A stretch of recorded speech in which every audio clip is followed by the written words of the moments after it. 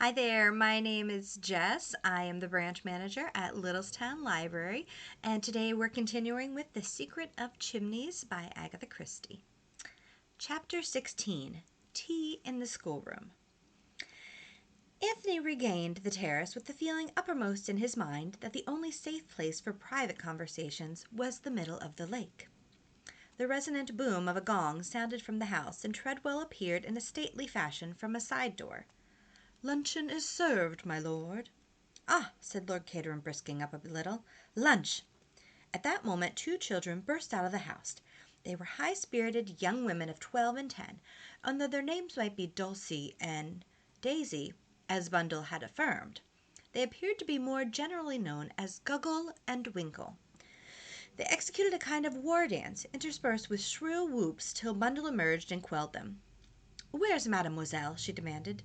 "She's got the migraine, the migraine, the migraine," chanted Winkle. "Hurrah!" said Guggle, joining in.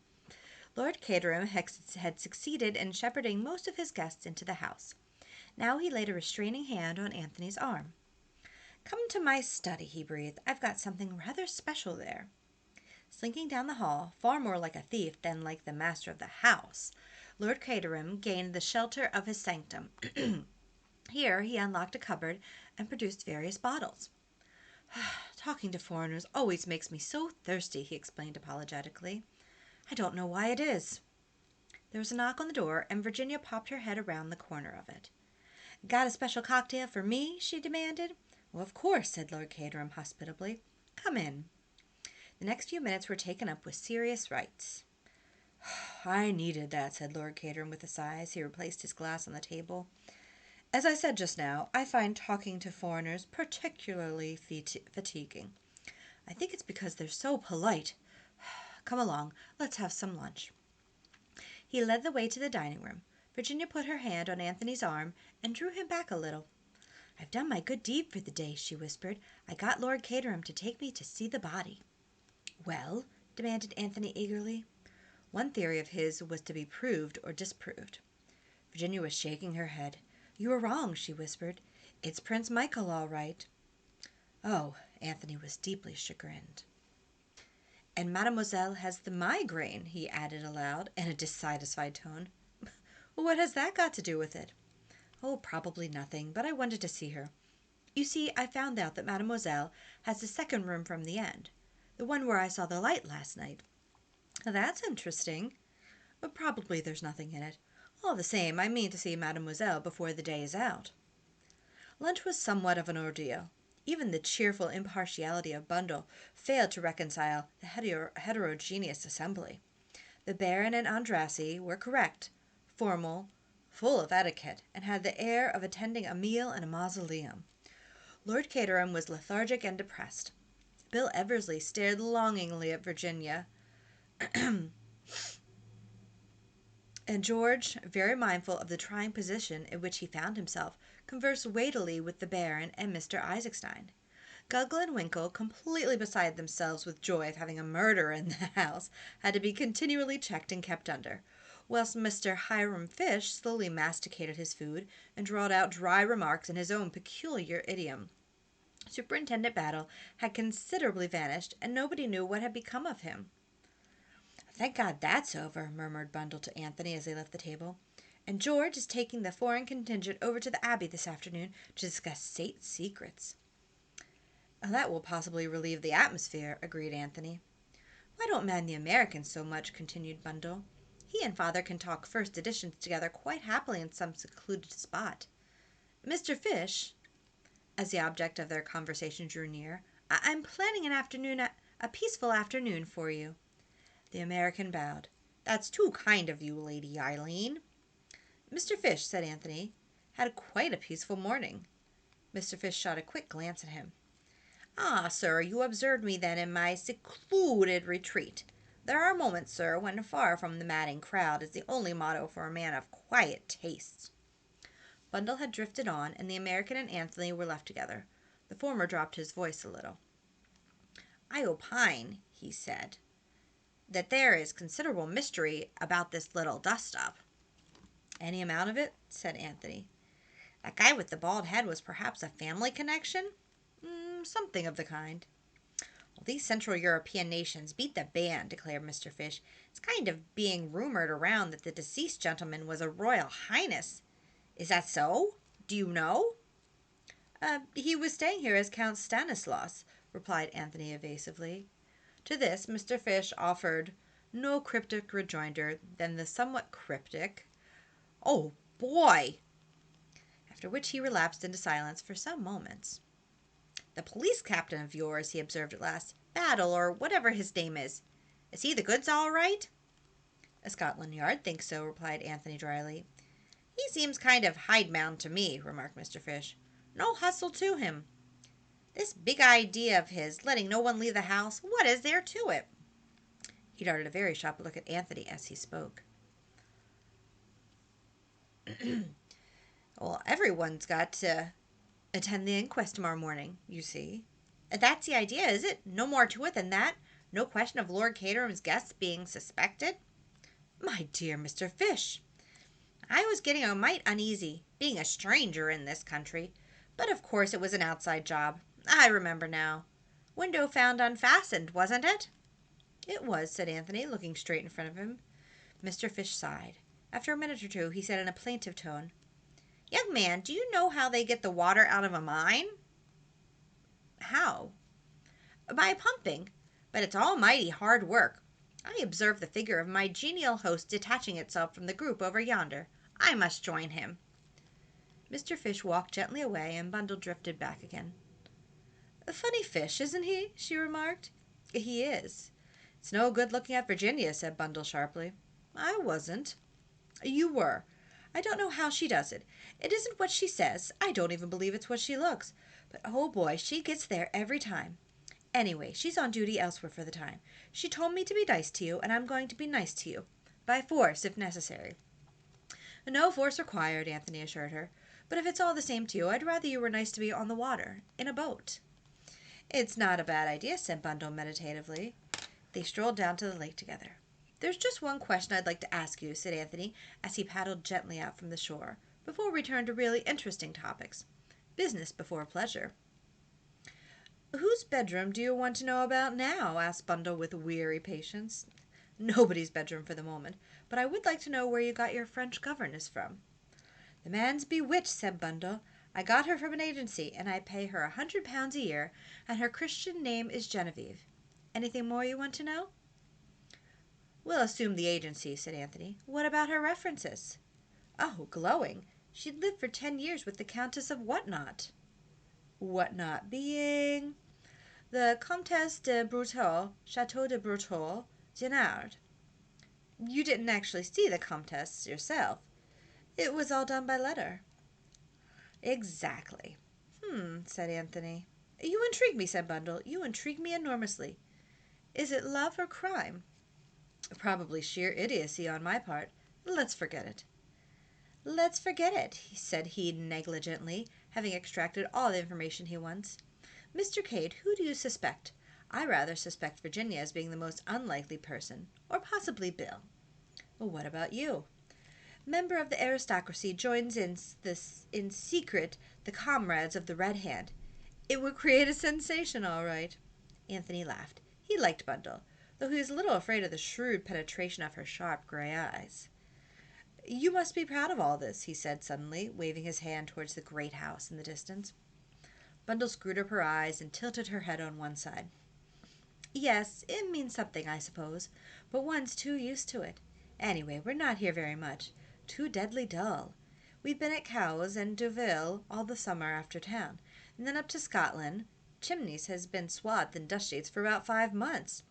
Once a week they take the dust sheets off, and chars-à-bancs full of tourists come and gape and listen to Treadwell. On your right is the portrait of the 4th Marchioness of Caterham, painted by Sir Joshua Reynolds," etc. And Ed, or Bert, the humorist of the party, nudges his girl and says, "Hey, Gladys, they've got 2 pennyworth of pictures here." Right enough. And then they go and look at more pictures, and yawn and shuffle their feet and wish it was time to go home. Yet history has been made here once or twice by all accounts. "You've been listening to George," said Bundle sharply. "That's the kind of thing he's always saying." But Anthony had raised himself on his elbow and was staring at the shore. "Is that a third suspicious stranger I see standing disconsolately by the boathouse, or is it one of the house party?" Bundle lifted her head from the scarlet cushion. "It's Bill," she said. "He seems to be looking for something." "Oh, he's probably looking for me," said Bundle without enthusiasm. "Shall we row quickly in the opposite direction?" "Well, that's quite the right answer, but it should be delivered with more enthusiasm." "I shall row with double vigor after that rebuke." "Not at all," said Bundle. "I have my pride. Row me to where that young ass is waiting. Somebody's got to look after him, I suppose. Virginia must have given him the slip. One of these days, inconceivable as it seems, I might want to marry George, so I might as well practice being one of our well-known political hostesses."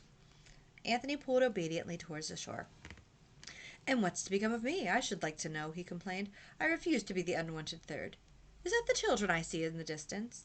"Yes. Be careful, or they'll rope you in." "Well, I'm rather fond of children," said Anthony. "I might teach them some nice, quiet, intellectual game."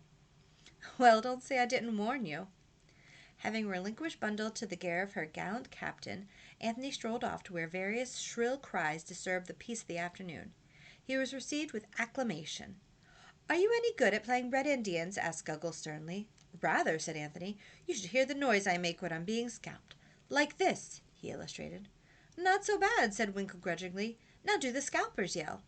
Anthony obliged with a blood-curdling noise. In another minute the game of Red Indians was in full swing. About an hour later, Anthony wiped his forehead and ventured to inquire after Mademoiselle's migraine. He was pleased to hear that the lady had entirely recovered. So popular had he become that he was urgently invited to come and have tea in the schoolroom. "And then you can tell us about the man you saw hung," urged Guggle. "Did you say you'd got a bit of the rope with you?" asked Winkle. "It's in my suitcase," said Anthony solemnly. "You shall each have a piece of it." Winkle immediately let out a wild Indian yell of satisfaction. "We'll have to go and get washed, I suppose," said Guggle gloomily. "You will come to tea, won't you? You won't forget?" Anthony swore solemnly that nothing should prevent his keeping the engagement. Satisfied, the youthful pair beat a retreat towards the house. Anthony stood for a minute looking after them, and, as he did so, he became aware of a man leaving the other side of a little copse of trees and hurrying away across the park. He felt almost sure that it was the same black-bearded stranger he had encountered that morning. Whilst he was hesitating whether to go after him or not, the trees just ahead of him were parted, and Mr. Hiram Fish stepped out into the open. He stared slightly when he saw Anthony. "A peaceful afternoon, Mr. Fish?" inquired the latter. "I thank you, yes." Mr. Fish did not look as peaceful as usual, however. His face was flushed, and he was breathing hard as though he had been running. He drew out his watch and consulted it. "I guess," he said softly, "it's just about time for your British institution of afternoon tea." Closing his watch with a snap, Mr. Fish ambled gently away in the direction of the house. Anthony stood in a brown study and awoke with a start to the fact that Superintendent Battle was standing beside him. Not the faintest sound had heralded his approach, and he seemed literally to have materialized from space. "Where did you spring from?" asked Anthony irritably. With a slight jerk of his head, Battle indicated the little copse of trees behind them. "It seems a popular spot this afternoon," remarked Anthony. "You were very lost in thought, Mr. Cade." "I was indeed. Do you know what I was doing, Battle? I was trying to put 2 and 1 and 5 and 3 together so as to make 4. And it can't be done, Battle. It simply can't be done." "There's difficulties that way," agreed the detective. "But you're just the man I wanted to see, Battle." "I want to go away. Can it be done?" True to his creed, Superintendent Battle showed neither emotion nor surprise. His reply was easy and matter-of-fact. "That depends, sir, as to where you want to go." "I'll tell you exactly, Battle. I'll lay my cards upon the table. I want to go to Dinard, to the chateau of Madame la Comtesse de Breteuil. Can it be done?" "When do you want to go, Mr. Cade?" "Say tomorrow, after the inquest. I could be back here by Sunday evening." "I see," said the superintendent with peculiar solidity. "Well, what about it?" "I have no objection, provided you go where you say you're going and come straight back here." "You're a man in 1,000, Battle. Either you have taken an extraordinary fancy to me, or else you're extraordinarily deep. Which is it?" Superintendent Battle smiled a little, but did not answer. Well, well, said Anthony, I expect you'll take your precautions. Discreet minions of the law will follow my suspicious footsteps. So be it. But I do wish I knew what it was all about. I don't get you, Mr. Cade. The memoirs. What all the fuss is about? Were they only memoirs? Or have you got something up your sleeves? Battle smiled again. Take it like this. I am doing you a favor because you've made a favorable impression on me, Mr. Cade. I'd like you to work in with me over this case. The amateur and the professional, they go well together. The one has the intimacy, so to speak, and the other the experience. Well, said Anthony slowly, I don't mind admitting that I've always wanted to try my hand in unraveling a murder mystery. Any ideas about the case at all, Mr. Cade? Plenty of them, said Anthony, but they're mostly questions. As, for instance, who steps into the murdered Michael's shoes? It seems to me that is important. A rather wry smile came over Superintendent Battle's face. I wondered if you'd think of that, sir. Prince Nicholas Abolovitch is the next heir, first cousin of this gentleman. And where is he at the present moment? Asked Anthony, turning away to light a cigarette. Don't tell me you don't know, Battle, because I shan't believe you. We've reason to believe that he's in the United States. He was until quite lately, at all events, raising money on his expectations. Anthony gave vent to a surprised whistle. I get you, said Anthony. Michael was backed by England, Nicholas by America. In both countries, a group of financiers are anxious to obtain the oil concessions. The Loyalist Party adopted Michael as their candidate. Now they'll have to look elsewhere. Gnashing of teeth on the part of Isaacstein and Co. and Mr. George Lomax. Rejoicings in Wall Street. Am I right? You're not far off, said Superintendent Battle. Said Anthony. I almost dare swear that I know what you were doing in that copse. The detective smiled, but made no reply. International politics are very fascinating, said Anthony, but I fear I must leave you. I have an appointment in the schoolroom. He strode briskly away towards the house. Inquiries of the dignified Treadwell showed him the way to the schoolroom. He tapped on the door and entered, to be greeted by squeals of joy. Guggle and Winkle immediately rushed at him and bore him in triumph to be introduced to Mademoiselle. For the first time, Anthony felt a qualm. Mademoiselle Brun was a small, middle-aged woman with a sallow face, pepper-and-salt hair, and a budding mustache. As a notorious foreign adventuress, she did not fit into the picture at all. I believe, said Anthony to himself, I am making the most utter fool of myself. Never mind, I must go through with it now. He was extremely pleasant to Mademoiselle, and she, on her part, was evidently delighted to have a good-looking young man invade her schoolroom. The meal was a great success. But that evening, alone in the charming bedchamber that had been allotted to him, Anthony shook his head several times. I'm wrong, he said to himself. For the second time, I'm wrong. Somehow or other, I can't get the hang of this thing. He stopped in his pacing of the floor. What the devil? Began Anthony. The door was being softly opened. In another minute, a man had slipped into the room and stood deferentially by the door. He was a big, fair man, squarely built, with high Slavonic cheekbones and dreamy, fanatic eyes. Who the devil are you? Asked Anthony, staring at him. The man replied in perfect English. I am Boris Anshokov. Prince Michael's servant, eh? That is so. I served my master. He is dead. Now I serve you. Well, it's very kind of you, said Anthony, but I don't happen to want a valet. You are my master now. I will serve you faithfully. Yes, but look here. I don't need a valet. I can't afford one. Boris Anshokov looked at him with a touch of scorn. I do not ask for money. I served my master. So will I serve you. To the death. Stepping quickly forward, he dropped on one knee, caught Anthony's hand, and placed it on his forehead. Then he rose swiftly and left the room as suddenly as he had come. Anthony stared after him, his face a picture of astonishment. That's damned odd, he said to himself. A faithful sort of dog. Curious the instincts these fellows have. He rose and paced up and down. All the same, he muttered, it's awkward.